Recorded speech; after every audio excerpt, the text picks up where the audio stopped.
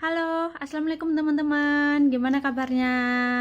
Hari ini aku mau bikin video cara memberikan susu lewat selang hidung atau memberikan makan lewat selang hidung untuk pasien yang memakai selang hidung atau NGT. Dan itu nenek aku. Itu pasien aku. Dan caraku ini dulu aku dapat atau dulu aku pelajari waktu aku bekerja di Singapura, dan yang ngajari adalah suster Singapura di Rumah Sakit Umum Singapura atau SGH Singapore General Hospital. Dan di sana aku di training selama 2 bulan. Setelah di training selama 2 bulan, aku mendapatkan sertifikat sebagai perawat pasien yang kompeten. Dan caraku ini aku pakai sampai sekarang. Dan aku mau berbagi kepada kalian gimana cara-caranya, karena cara-caraku ini termasuk sesuai dengan standar sesuai dengan standar kesehatan. Jadi insya Allah caraku ini benar dan nggak salah. Maksudnya cara aku ini benar sesuai dengan standar kesehatan. Oke, kayak gimana videonya kalian harus lihat sampai selesai ya, tahap-tahapnya. Kemudian aku juga akan menjelaskan bagaimana cara-caranya. Dan nggak usah lama-lama karena nenek aku sudah waktunya makan. Tuh nenek aku tuh, yang cantik banget, yang baik hati itu. Oke, kalian lihat, selamat menonton ya. Setiap pasien minum susu yang berbeda-beda sesuai dengan kondisinya, dan itu yang menentukan adalah dokter gizi. Dan untuk pasien aku, dia minum susu bubuk. Caranya seperti apa? Kalian lihat. Nah, untuk susu bubuk takarannya pun juga sesuai dengan dokter gizi. Kalian siapin air kurang lebih sekitar 50 cc, dan kemudian kalian tambahkan air dingin. Susu bubuk tidak boleh memakai air panas ya, karena akan merusak kandungan yang ada di dalam susu tersebut. Dan pasien tidak boleh minum susu dalam keadaan dingin. Jadi pasien sebisa mungkin minum susu, maksudnya dianjurkan minum susu dalam keadaan hangat-hangat kuku, karena pencernaan pasien terutama orang tua itu udah nggak sesehat kita. Mereka lebih lemah, lebih rapuh. Jadi kalau kalian memberikan susu kepada pasien terutama orang tua, kalian harus hangatin terlebih dahulu. Jika pasien kalian minum susu yang kalengan itu sejenis ansur, itu kalian juga harus dihangatin. Cara hangatinnya ya adalah dengan air hangat, nggak boleh pakai air dingin. Ataupun ya air dingin mana bisa, nggak boleh pakai air panas yang mendidih kemudian kalian masukkan susu kalengnya, itu nggak boleh karena itu bisa merusak kandungan gizi di dalam susu kaleng tersebut. Jadi pakai air hangat kuku gitu, kurang lebih suhunya itu sekitar 70 derajat. Kemudian kita aduk sampai merata. Dan takaran air pun juga sesuai dengan dokter gizi ya, dengan anjuran dokter gizi. Jadi kalian sebelum memberikan susu kepada pasien, kalian tanya takaran airnya berapa cc, takaran susunya juga berapa cc. Kalau yang botolan itu, yang kalengan jenis ansur itu takarannya kurang lebih 235 atau 25. Dan kalian wajib menghangatkan juga. Dan untuk pasien aku tambahkan chicken essence atau saripati ayam biar gizinya dia lebih terpenuhi. Ini juga aku hangatkan walaupun dia tidak beku. Dan cara menghangatkannya adalah ini air panas ya, ini air panas, kemudian aku tambahin air dingin. Dan kemudian aku masukkan. Ini sudah ku aduk merata. Kemudian aku tambahkan chicken essence atau saripati ayam yang udah aku angetin tadi. Nenek aku minum susu kurang lebih 350 cc. Ingat, setiap pasien itu takaran susunya pun juga berbeda-beda ya. Ini suhunya adalah hangat-hangat susu, ini kurang lebih suhunya sekitar 30 derajat. Ingat, kalian kalau memberikan susu kepada pasien, jangan kalian berikan susu dingin ya. Jadi kalian wajib menghangatkan, karena pencernaan pasien terutama orang tua itu sangat lemah. Jadi bukan sangat lemah ya, artinya ya udah nggak sekuat kita gitu, pencernanya udah nggak sebagus kita. organ-organ pencernaannya tuh udah nggak sebagus kita. Jadi kalau kita kasih dingin itu nggak bagus buat kesehatan mereka. Jadi sebisa mungkin kalian kasihkan yang hangat, dan nggak boleh dikasih yang terlalu panas juga. Dan ini sudah selesai, dan kemudian kita tuang air untuk bilas. Kalau nenek aku sekitar 60 cc, ini juga air hangat. Kemudian suntikan atau syringe, aku pakai dua ya. Nah, kenapa pakai dua? Yang satu ini nanti untuk mengecek pencernaan, dan satu ini nanti untuk menuang susu. Kenapa aku pakai dua? Karena untuk mengecek pencernaan kita butuh yang masih bagus gitu, yang masih bagus seperti ini, yang mudah didorong dan mudah ditarik seperti ini. Kalau kita suntikannya itu pakai satu ya, untuk ngecek pencernaan dan untuk menuang susu itu pakai satu suntikan yang sama, dan otomatis kita harus mencuci sampai bersih. Itu biasanya gampang banget rusak. Kalau udah rusak itu kan, ini kalau rusak kan susah ditarik, susah didorong kan. Jadi nanti sangat mempengaruhi kita dalam mengecek sisa pencernaan. Kalau terlalu susah karena sudah rusak, terlalu susah.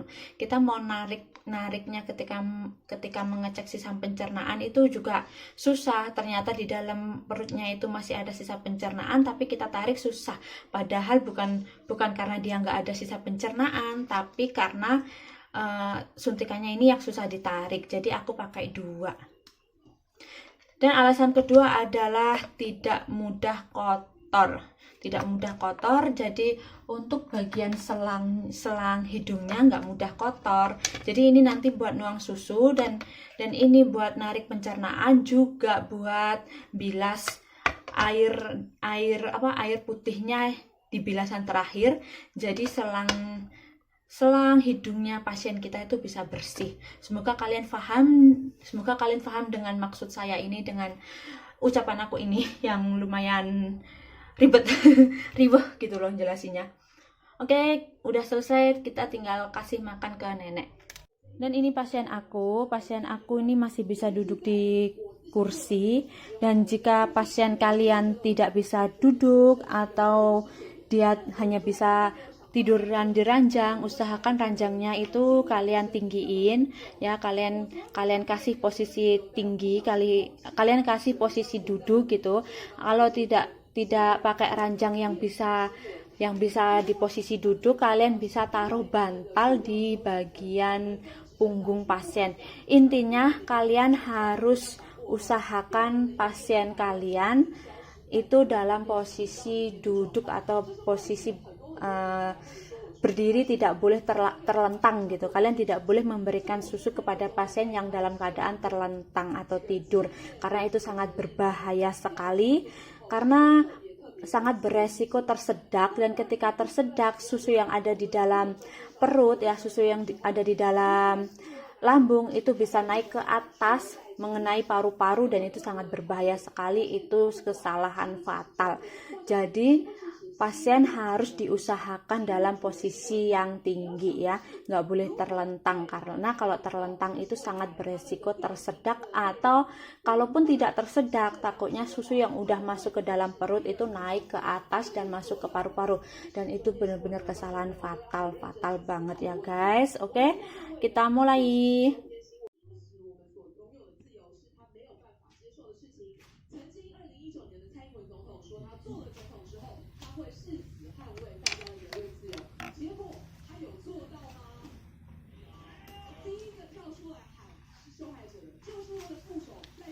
Sebelum kalian memberikan susu, sebelum kalian membuka selangnya ini, kalian harus menekuk biar udara tidak ada yang masuk.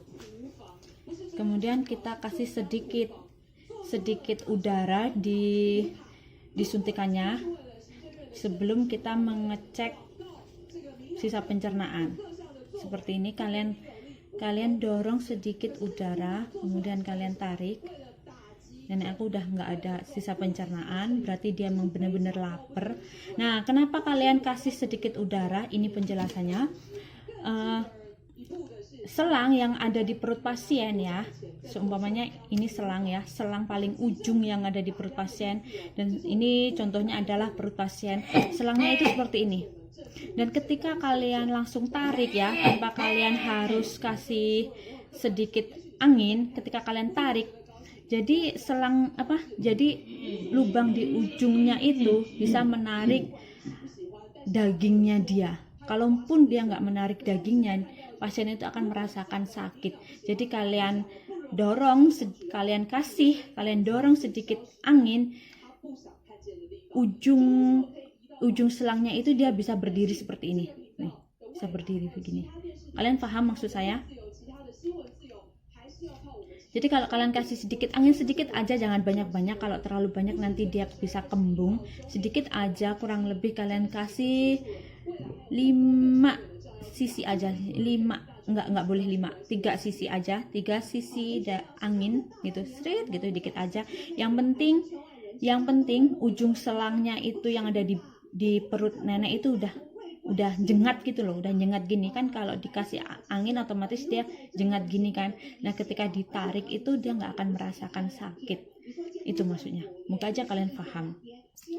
Setelah itu, jika pasien kalian ketika kalian mengecek sisa pencernaan itu masih ada 50 ke atas, kalian harus stop, kalian harus berhenti, tunggu sekitar setengah jam, kemudian kalian cek lagi. Jika sisa pencernaannya 50 ke bawah gitu, kalian bisa ngasih susu. Jika 50 ke atas tidak boleh dikasih susu, berarti berarti pasien kalian masih dalam keadaan kenyang gitu, nggak boleh dikasih susu. Kalau kalian kasih susu takutnya dia over atau kelebihan makanan, bisa terlalu kenyang gitu loh rasanya, terlalu kenyang, nggak bagus buat kesehatan pasien.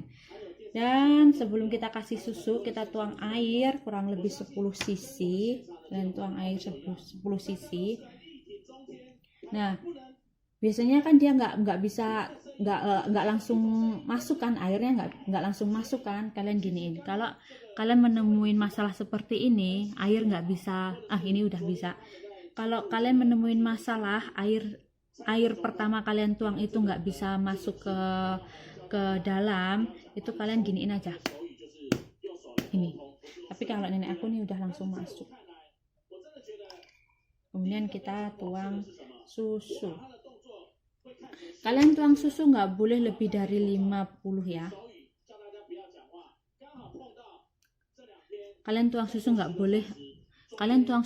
boleh lebih dari 50 cc ya. Harus 50 cc, nggak boleh lebih dari 50 atau 60. Karena kalau pasien kalian batuk gitu dan kalian kasih 60 ke atas, pasien kalian batuk, itu susunya bisa tumpah kemana-mana.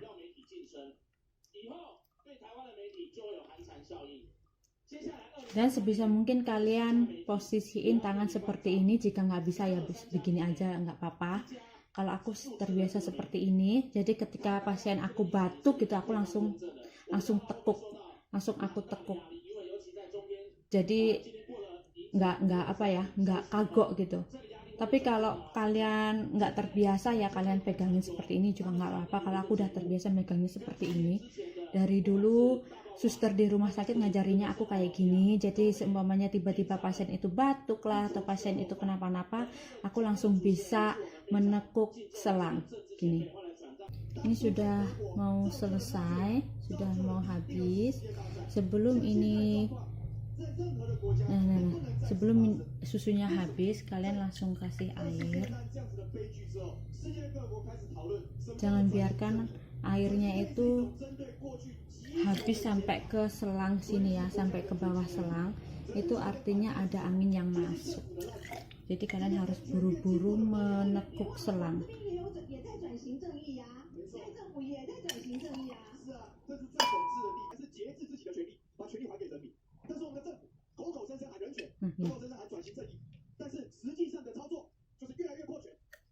Selesai.